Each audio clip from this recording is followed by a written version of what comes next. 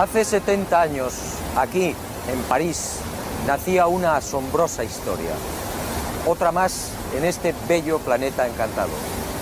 Sígame y juzgue por sí mismo.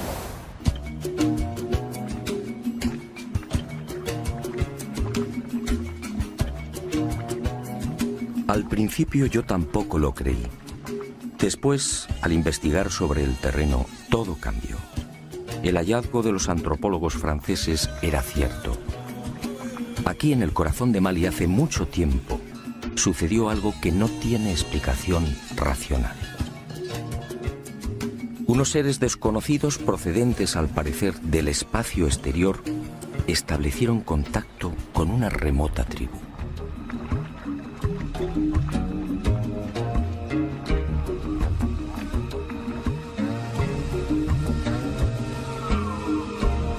En realidad, como decía, la historia nació en París.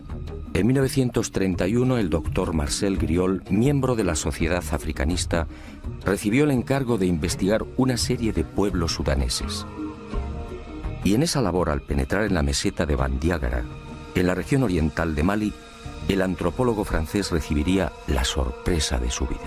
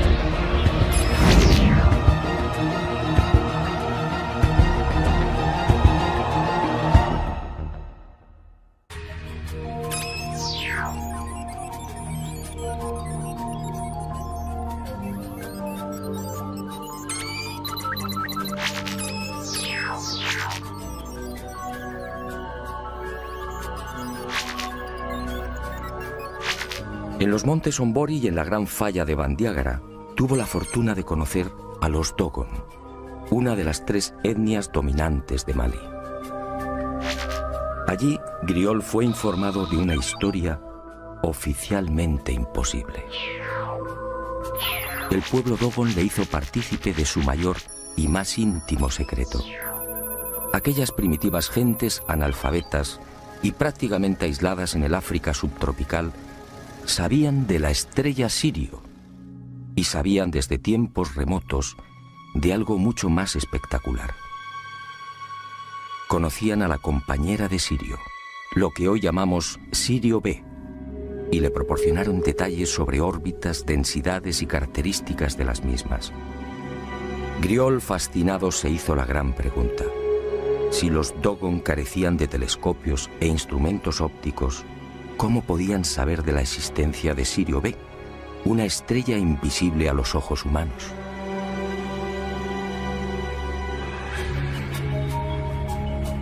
A su regreso a Francia, Marcel Griol indagó sobre Sirio. Los resultados lo confundieron definitivamente. En 1834, el astrónomo Johann Bessel, tras largos periodos de observación, llegó a una conclusión: Sirio tenía una compañera. Otra estrella pesada, mucho más pequeña e invisible, que alteraba la órbita de la reina del firmamento.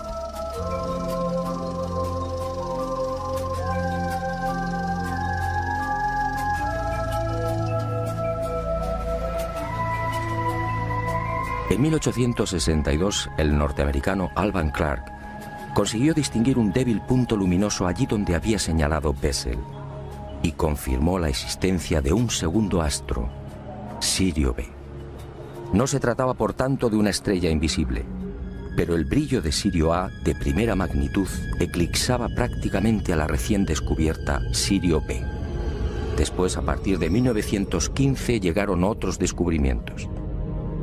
y se supo que Sirio B era una estrella increíblemente caliente, con una irradiación 3 veces superior a la de nuestro Sol.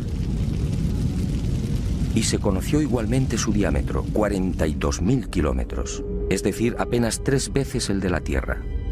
Se calculó su órbita, unos 50 años para dar una vuelta completa alrededor de Sirio A. Pero lo más espectacular fue su densidad. Sirio B dispone de tal fuerza de gravedad que 1 metro cúbico de materia pesa 71.000 toneladas. Si un ser humano pudiera vivir en ella, su estatura no alcanzaría 1 centímetro. Todo un hermoso ejemplar de lo que en astronomía se denomina enana blanca.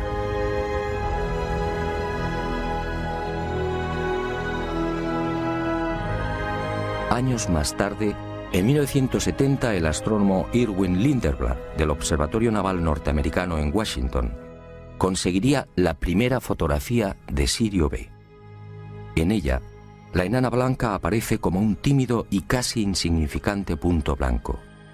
A su lado, Sirio A, 10.000 veces más brillante.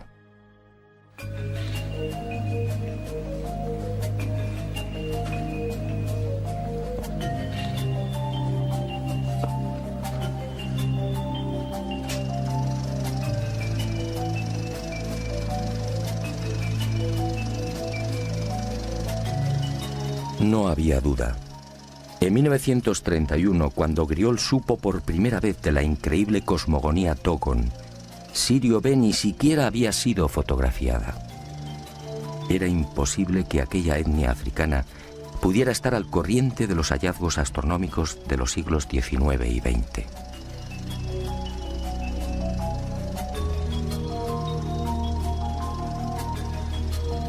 El impacto fue tal que en 1946 Griol regresó a Mali, esta vez acompañado por Germaine Dieterlen, etnóloga y secretaria de la Sociedad Africanista del Museo del Hombre de París.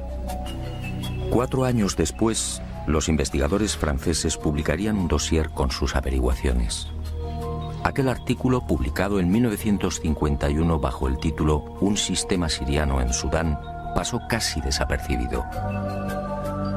21 años más tarde, en 1972, el destino puso en mis manos los trabajos de los antropólogos galos, y yo también quedé desconcertado y fascinado.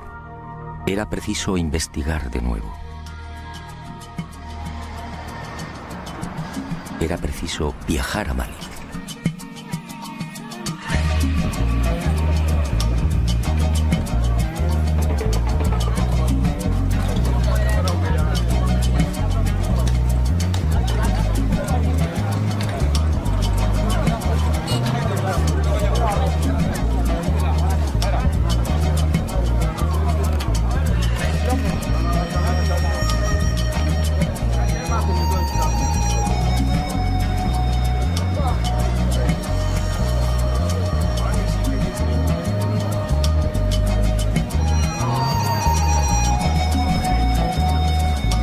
No voy a ocultarlo.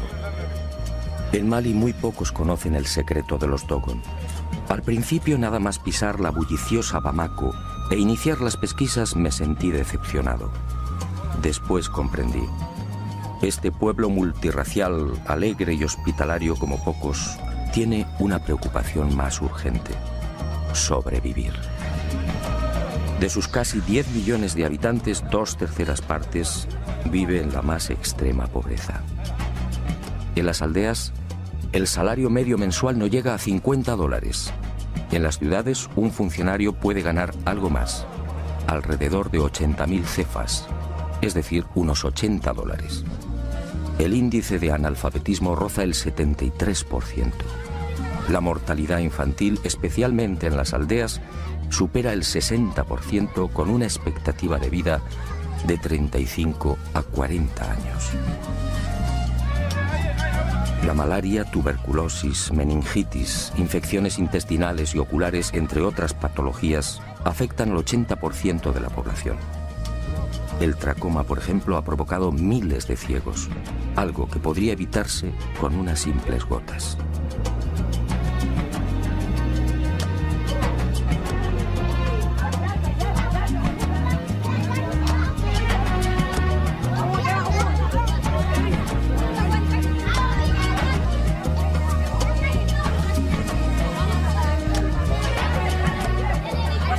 Pero Mali confía en Alá y en el potencial de su juventud. El 60% de la población tiene menos de 20 años.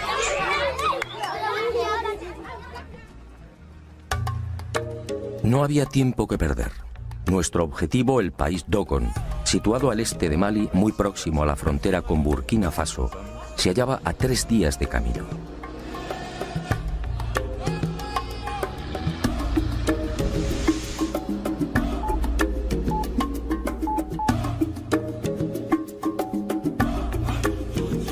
La temporada de lluvias tocaba a su fin, pero no debíamos confiarnos. Los caminos, siempre difíciles en Mali, podían convertirse en torrenteras o cenagales de la noche a la mañana. No importaba. Como tampoco importó la dureza de las altas temperaturas, casi 40 grados Celsius al amanecer, o la humedad sofocante y estranguladora, con picos de un 90%. Ardía en deseos de llegar a la gran falla de Bandiagara e interrogar a los Dogon. Algo me decía que la historia narrada por Griol era solo una parte de la verdad. Y el destino, una vez más, fue benevolente con este aventurero.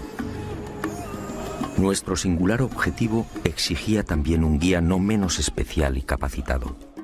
Y en nuestro camino apareció Lassane Congo, un joven de la tribu de los Mosi, un veterano rastreador de leones en su país natal, Burkina Faso. Un descendiente de guerreros que a los 4 años se sometió al Wui, la prueba del dolor, permitiendo que un cuchillo abriera su rostro.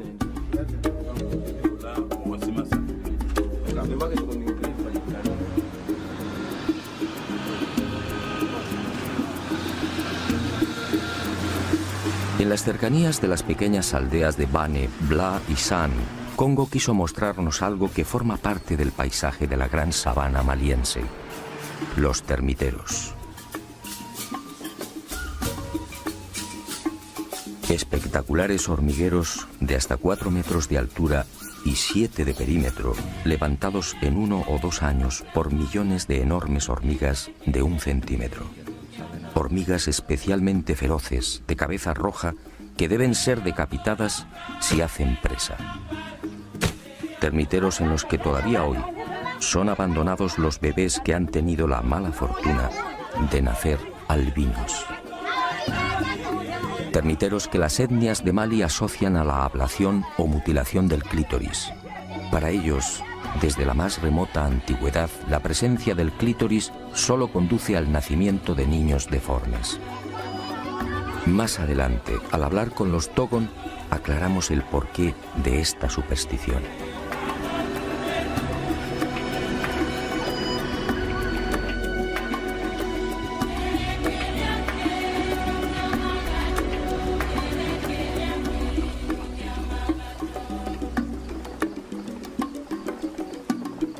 Poco después, el territorio Bobo, otra etnia que suma 150.000 individuos.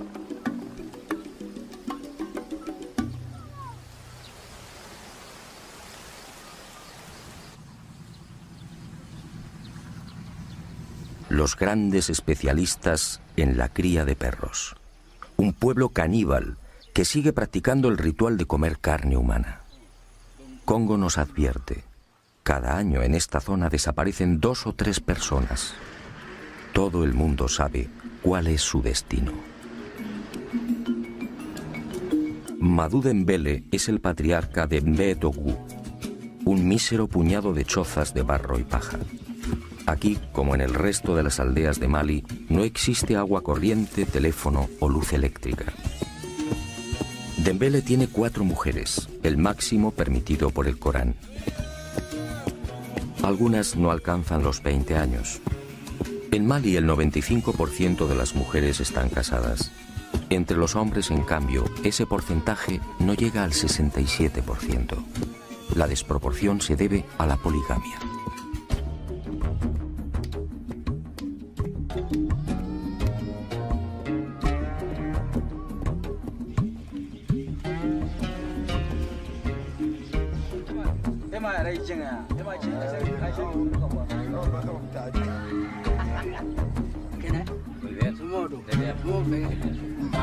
Al principio Madú desconfía y responde a nuestras preguntas con evasivas.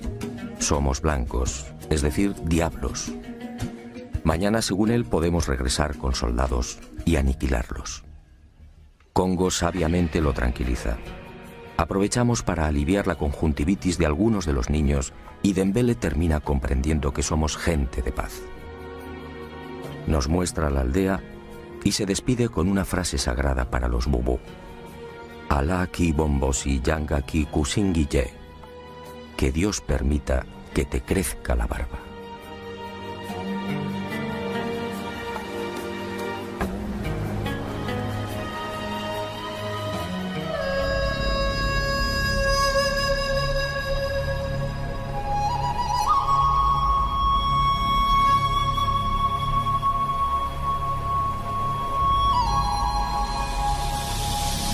Y al fin, al atardecer, Ségou, una mediana ciudad asomada al Níger, en la que asistiríamos a un espectáculo inconcebible en el siglo XXI.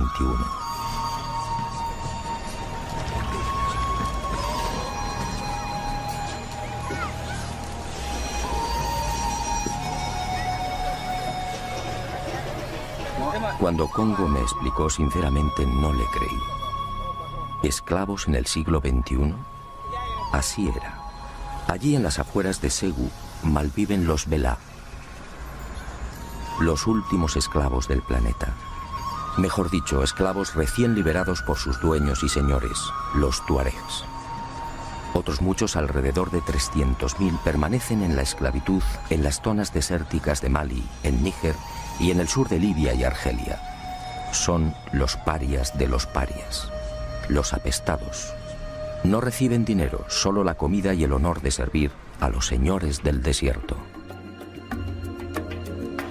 Hoy, los Bela libres apenas suman un 3% de la etnia.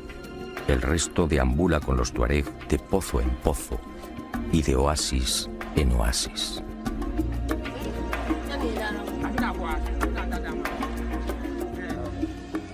Al dejar atrás Ségou, no pude evitar un profundo sentimiento de tristeza. Aquella era la cruda realidad de Mali, una realidad ignorada por el mundo.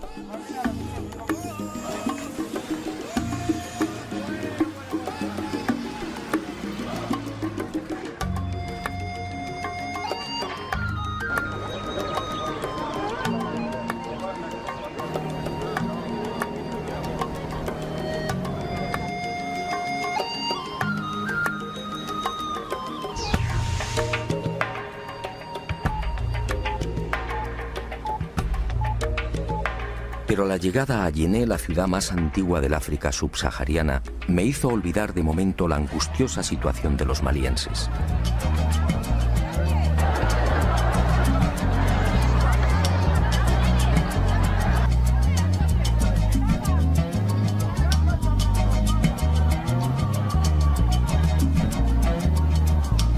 Yené, 2200 años de historia. El punto de reunión por excelencia de la mayor parte de las etnias de Mali. Aquí cada lunes, en el gran mercado se concentran miles de bambara, bobos, boyas, songais, yermas, dogon, peuls, malinquens, mandingas y un interminable etcétera.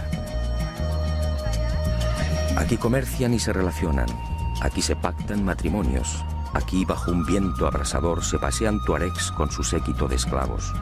Aquí los maridos permiten que sus mujeres exhiban el oro que los acredita como hombres ricos. Aquí, solo las mujeres que se saben bellas pueden lucir un anillo de oro en la nariz. Aquí se hablan 50 dialectos. Aquí, en la ciudad que sirvió de inspiración a Julio Verne para su obra 5 semanas en globo, se alza la más famosa mezquita de la nación. Una construcción levantada en su totalidad con barro de la sabana, enriquecido con estiércol de vaca, paja, espinas de pescado y agua del Bani, afluente del Níger. Un monumento ocre y severo que debe ser remodelado cada año al concluir las lluvias.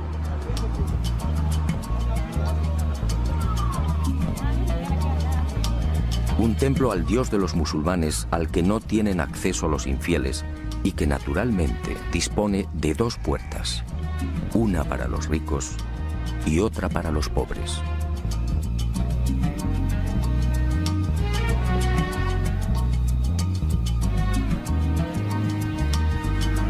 Yené, una ciudad en la que los maestros coránicos enseñan a los niños en plena calle, suras sagradas en la mano derecha y una fusta en la izquierda.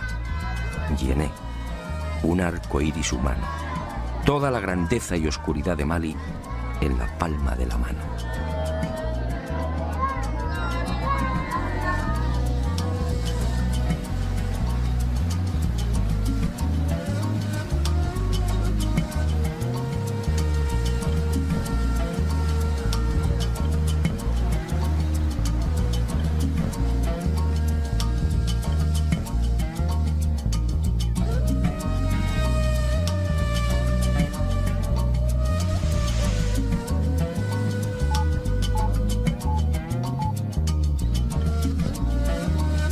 Finalmente nuestro objetivo, el país Dogon, un gigantesco acantilado de 200 kilómetros, una falla de 300 a 600 metros de altura que corre paralela al Níger, un caos rocoso prácticamente incultivable en el que habitan 450.000 Dogon, una pared abrupta, sembrada de desprendimientos y rodeada por los peuls, los ganaderos nómadas, los agricultores Mosi y Bobo y los Poso, los viejos pescadores.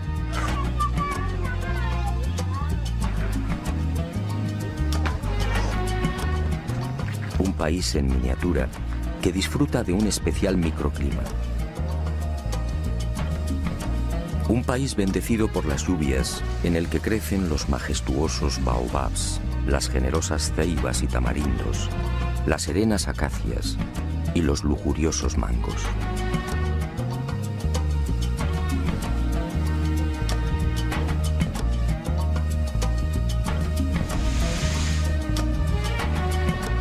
¿Por dónde empezar? La Gran Falla reúne 700 aldeas. Y opté por seguir los pasos de Griol. Dedicaría toda mi atención a los poblados más pequeños. El aspecto del Dogon resulta inconfundible. La etnia se distingue por dos tipos básicos. El alto y musculoso muy próximo al modelo sudanés, de cabeza y ojos redondos y nariz grande. Y el más pequeño y numeroso. El Dogon rechoncho de hombros anchos y poderosos, cabello ensortijado, pómulos altos y ojos rasgados y maliciosos. Su lámina es la de un campesino. En ocasiones, una perilla acentúa su aspecto mongol. Su caminar es tranquilo e irregular, algo cansino, pero en las paredes rocosas se mueve con extraordinaria agilidad. Son afables, prudentes, desconfiados a veces y siempre seguros de sí mismos. Las mujeres, la mayoría de menguada estatura, lucen un talle arqueado, consecuencia de las permanentes cargas que transportan sobre las cabezas. Son alegres, parlanchinas y siempre sumisas al varón. En nuestra historia apenas tienen protagonismo. Una de las cuestiones a resolver era clarificar el origen de estas gentes. ¿Son autóctonos o llegaron quizás de otras latitudes? Y sobre todo, ¿dónde se produjo el espectacular encuentro con esas criaturas del espacio?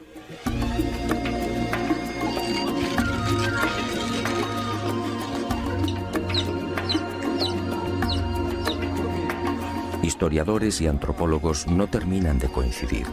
Ni siquiera ellos, los Dogon, lo saben con certeza. La hipótesis más factible apunta hacia el antiguo reino de Ghana. Allí, hacia el año 1040, la invasión de los almorávides debió propiciar el éxodo de numerosas etnias animistas que no deseaban convertirse al Islam.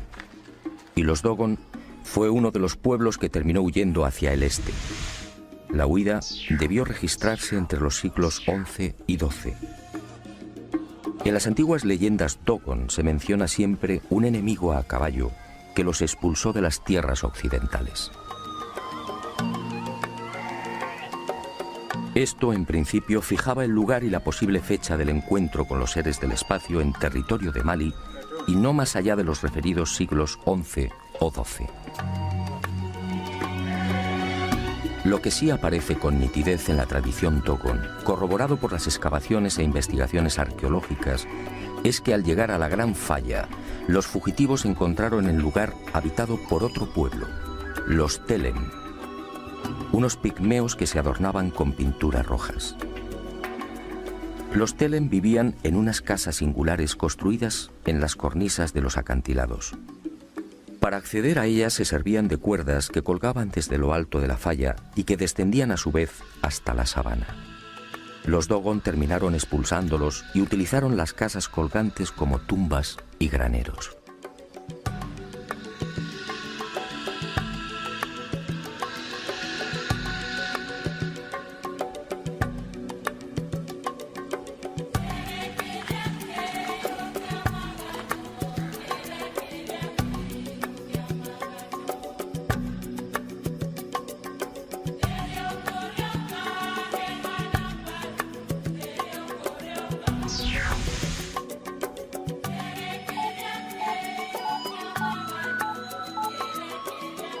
Y llegó el gran día, mi primer contacto con uno de los ancianos y depositario del secreto de los Dogon, Pangalé Dolo, vecino de Sanga y nieto de Ogotemeli, el cazador ciego que informó durante años a Marcel Griol.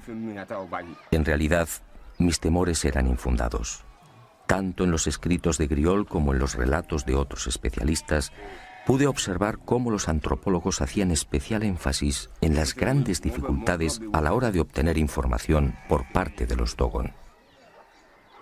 Todos hablaban de un cerrado secretismo, un conocimiento iniciático que era transmitido después de una minuciosa selección del aspirante. Para mi sorpresa, como digo, tanto el anciano Pangalé como el resto de los sabios con los que conversé no expresaron contrariedad alguna ante mis deseos de conocer los detalles de aquel misterioso encuentro. Todo lo contrario. Y conforme fui profundizando en la asombrosa historia, aquel viejo presentimiento cobró fuerza. Griol y Dieterlen solo contaron una parte de la verdad.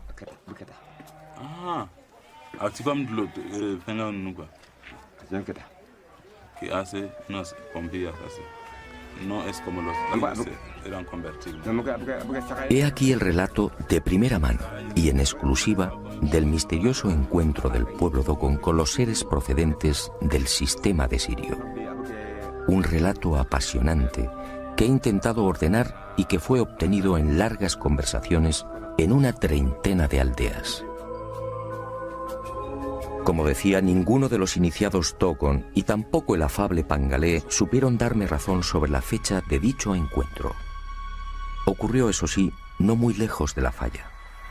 La mayoría de mis informadores señaló el lago Debo, al noroeste de Bandiagra, como el lugar más probable. Al principio y a plena luz del día apareció una estrella. Pangalé la llama Ie Pelu Tolo, la estrella de la 10ª luna.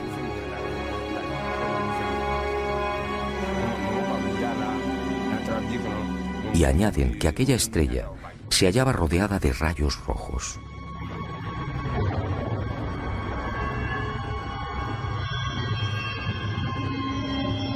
Y de aquella singular estrella vieron surgir un objeto circular, gigantesco, que giraba sobre sí mismo. Pero al llegar al suelo, cambió de forma y se transformó en una especie de cesta con una base cuadrada y una abertura circular en lo alto. El arca, al posarse en la tierra del zorro, levantó una gran polvareda. Y los animales huyeron, y también los seres humanos.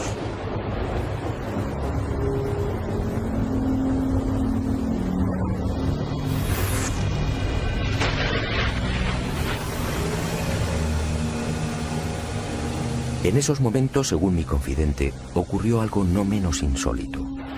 Junto al arca, nadie sabe cómo, apareció un extraño animal. Sujetó el arca con cuerdas y la fue arrastrando hasta una hondonada. Después, las lluvias llenaron la depresión y el arca flotó como una enorme piragua. Y el caballo de metal desapareció entre las aguas. Después de 30 años en la investigación del fenómeno ovni, El testimonio de Pangalé resulta fácil de interpretar. Aquel pueblo hace 1000 años fue testigo de la aparición a plena luz del día de una nave que permaneció inmóvil sobre el lugar, lo que hoy llamamos nave nodriza o portadora.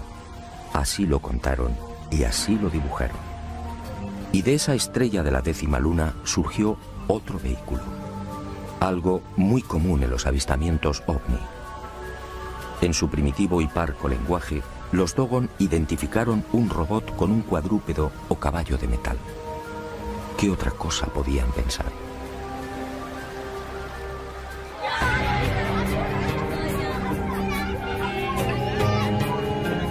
Pero la llegada del arca originó un primer problema.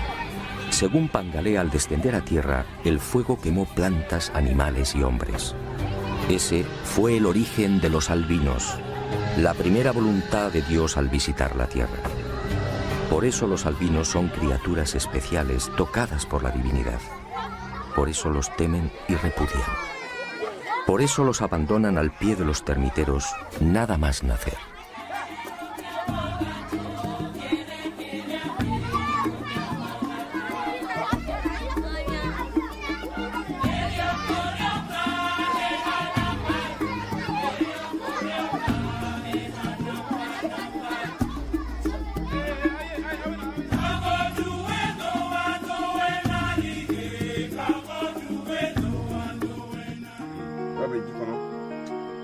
Pero sigamos con el relato. Un relato que obviamente se vio limitado por la carencia de palabras y conceptos. Aunque resulte increíble, hoy los Dogon no tienen conciencia de la llamada carrera espacial. No saben qué es un robot y mucho menos una nave no humana. Pangalé entonces explicó que según sus antepasados, del arca salieron los dioses. En total, 8. Aunque algunas versiones hablan de 8 parejas. Eran en realidad hombres peces. La cabeza y el tronco parecidos a los del hombre y el resto de cintura hacia abajo similar a la cola de un gran pez. Tenían 40 dientes, todos puntiagudos. Carecían de orejas y para escuchar colocaban sus manos palmeadas en forma de bocina sobre unos minúsculos orificios laterales. Los ojos eran rojos y en el cuello lucían arrugas similares a un collar. Solo disponían de 3 dedos y los dioses vivían en el agua. Desde entonces estos seres recibieron el nombre de Onomo o el gnomo del estanque. Pero por miedo y respeto los Dogon decidieron no pronunciar ese nombre y los designaron como Di-Tiji, dueño o señor del agua. Insistí una y otra vez en el aspecto físico de los gnomos, y Pangalé, paciente y firme, replicó siempre con las mismas palabras. Hombres peces. Allí, allí,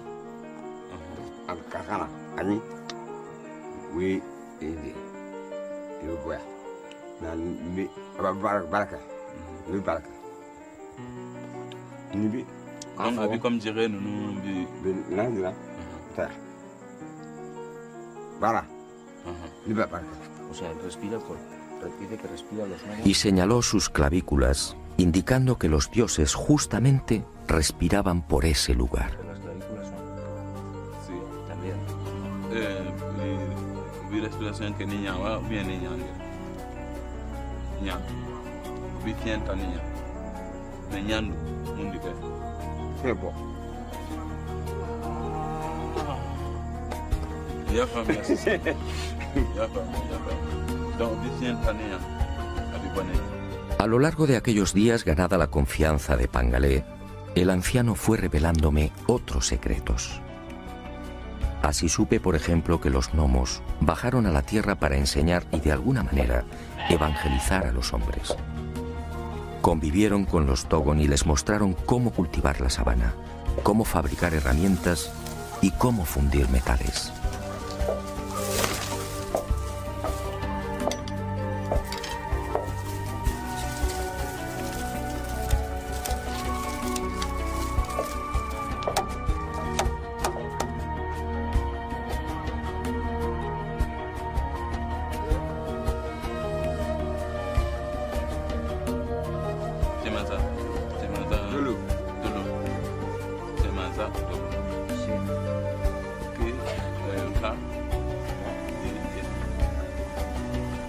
Pero no todo fue una bendición. Según Pangalé y el resto de mis informadores, aquellos seres capturaban a los humanos y los mataban. Y lo hacían de una forma muy peculiar. Introducían una lengua bífida por la nariz de la víctima, extrayéndole la sangre. El pánico de los Dogon llegó a tal punto que al ver descender las arcas se escondían en bosques y aldeas, no acercándose jamás a ríos o lagos. Extracción de sangre. Aquello me recordó otros sucesos similares acaecidos en nuestros días, pero con animales. Griol, en efecto, no había contado toda la verdad. Y Pangalé reveló algo que me dejó perplejo. Los gnomos continuaban bajando a la tierra. Los había visto hacía 3 lluvias. Tenían un cabello largo hasta la cintura y la mitad inferior como la cola de un pez. Se movían sin dificultad, sin tocar el suelo. Otros Dogon en otras aldeas me facilitaron idénticos testimonios.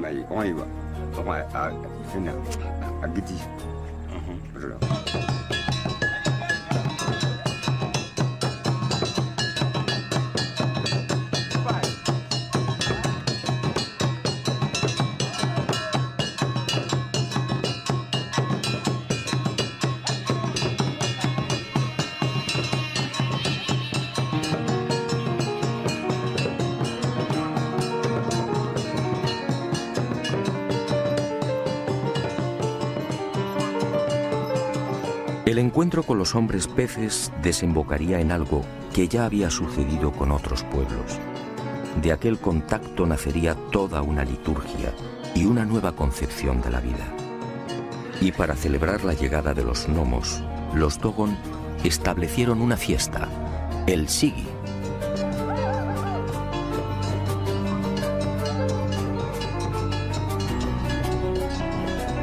Un ritual en el que se baila frenéticamente durante 3 o 5 días, en el que se bebe cerveza de mijo y en el que se exhiben hasta 28 tipos de máscaras, todas ellas alusivas a los dioses.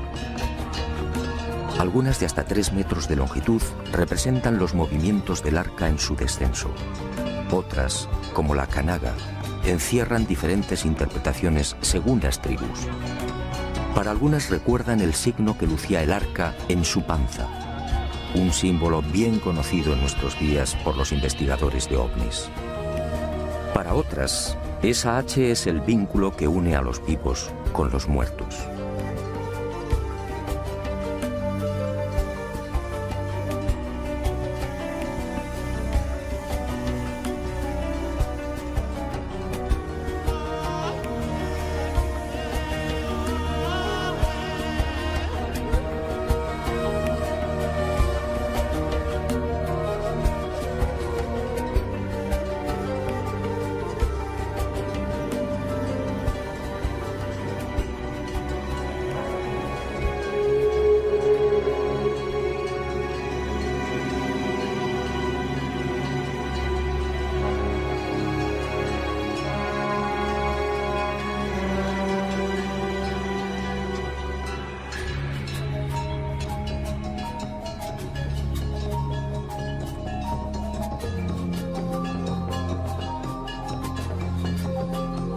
El Sigi se celebra cada 60 años y según Pangalé y otros sabios Dogon, viene a recordar también el tiempo que precisa Sirio B para trazar una órbita en torno a Sirio A.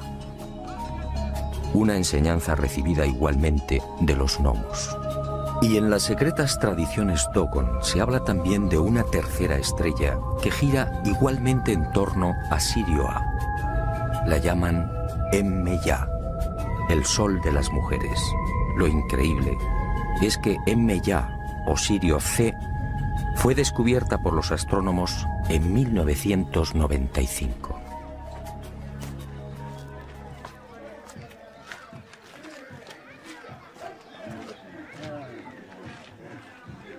Hablar de los gnomos es siempre una cuestión solemne para aquellos que guardan la información. Por eso, la mayor parte de nuestras conversaciones tuvo lugar en la Toguna, la casa de la palabra. Una especie de templo en el que se reúnen los hombres, solo los hombres, para dialogar y tomar decisiones. Una suerte de sala de conferencias inspirada también en aquel remoto encuentro con los hombres peces. 8 son sus pilares en recuerdo de los 8 gnomos que descendieron por primera vez. Y 8 deben ser las capas de mijo que forman la techumbre. Una techumbre levantada a 1 metro del suelo. Esta, al parecer, fue la indicación de los seres de Sirio. De esta forma, al no poder incorporarse, las discusiones transcurren en paz. Y fue en la casa de la palabra de Ireli, de Amani, de Ende, de Teli, de Yigibombo, de Songo y de Yugadugoru, entre otras aldeas, donde fui enriqueciendo la información sobre aquellos seres del espacio. Los ancianos, complacidos por el interés de aquel extranjero, respondieron sin reservas a todas mis cuestiones, y quedé nuevamente desconcertado ante la sabiduría de aquel pueblo. Los gnomos, al parecer, les enseñaron otras muchas cosas. Les enseñaron que hay otros mundos también habitados. Nosotros, por ejemplo, nos hallamos en la 4ª tierra. En la 3ª viven los hombres con cuernos. En la 5ª, los hombres con cola. En la 6ª tierra, los hombres alados.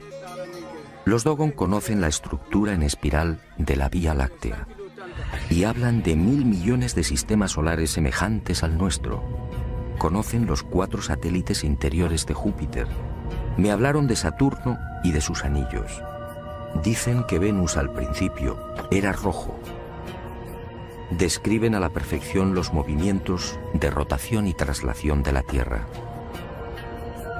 Los gnomos les enseñaron que la Tierra necesita 12 meses para completar esa órbita. Y de ahí tomaron su calendario. Saben que el Sol se consume y que la Luna es un cuerpo muerto. Y desde hace 1000 años tienen conocimiento del aparato circulatorio humano. ¿Cómo podía ser? La circulación de la sangre fue descrita por Miguel Servet en 1546. Y los gnomos les hablaron también de Ama, el gran Dios, un Dios único y sustentador de todo lo creado, algo que choca frontalmente con las religiones animistas que los rodean y que disponen de cientos de dioses. Un Dios que la compleja liturgia Dogon convierte en responsable de la ablación del clítoris. Según la leyenda, Ama quiso tener hijos con la tierra, pero la presencia de los termiteros, el clítoris para los Dogon, dificultó el acoplamiento y la tierra parió un zorro. De ahí que el clítoris, según los Dogon, deba ser extirpado.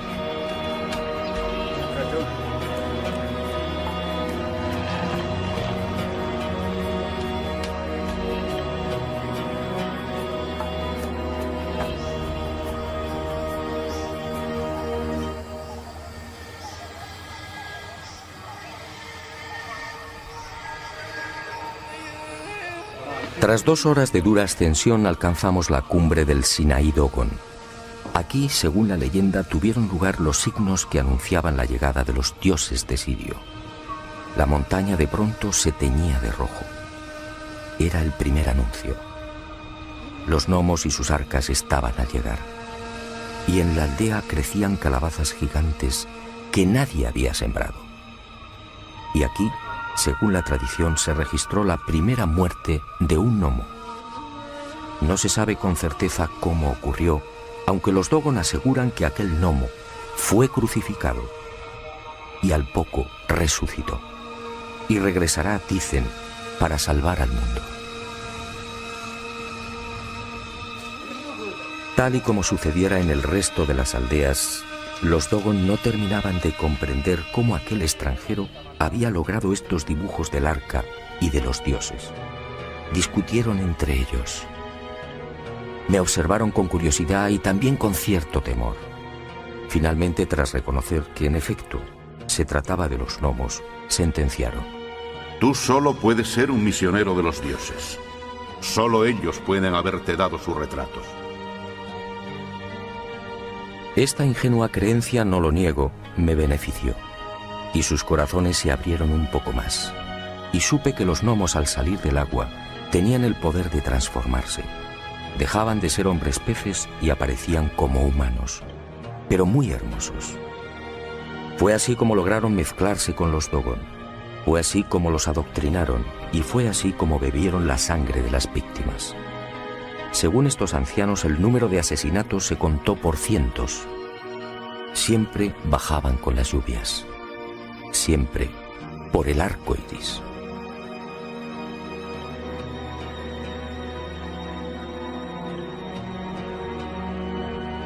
Y cuentan los iniciados que fueron los dioses quienes les enseñaron también a circuncidar. Y el pueblo Dogon escogió la aldea de Songo para este ceremonial sagrado.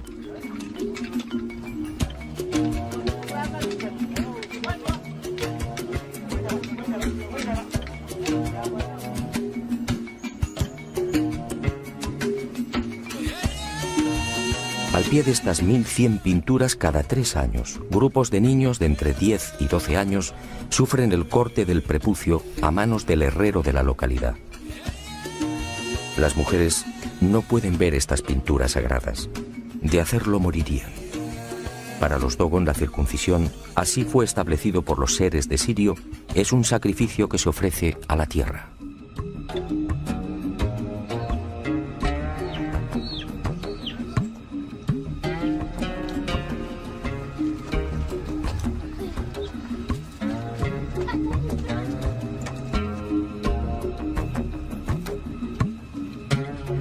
Nuestra visita al país Dogon no podía concluir sin una conversación con el hombre santo por excelencia, el Ogón, una mezcla de hechicero, médico y guía espiritual.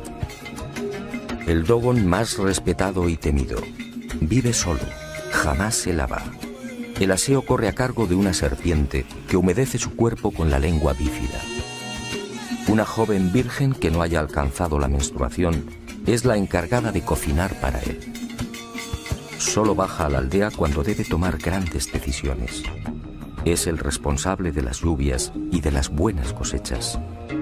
El Ogón es otro de los grandes depositarios de la cosmogonía nacida del encuentro con los gnomos. Después de múltiples gestiones, Aregin Do, de 75 años, accedió a entrevistarse con aquel extranjero.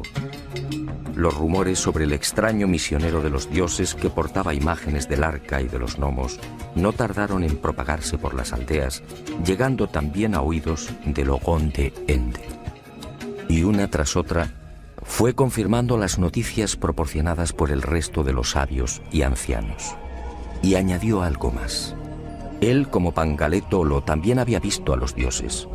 Fue antes de las últimas lluvias y en un lago próximo a la aldea de Soningue. Al preguntar por el origen de aquel título, el de Ogón, Are me suministró otra información que tampoco fue reseñada por Griol. Según él, al descender a la tierra, los gnomos seleccionaron a los hombres más sabios y prudentes y los llevaron al arca. Allí permanecieron 3 meses y al regresar a las aldeas lo hicieron como superhombres. Desde entonces, solo el que ha visto a un gnomo puede ser Ogón. No pude evitarlo.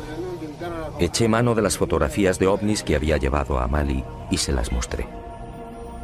El Ogón las observó perplejo. Sus palabras fueron rotundas. Estas son las arcas de los dioses. Si tú las tienes, es porque tú eres un Ogón.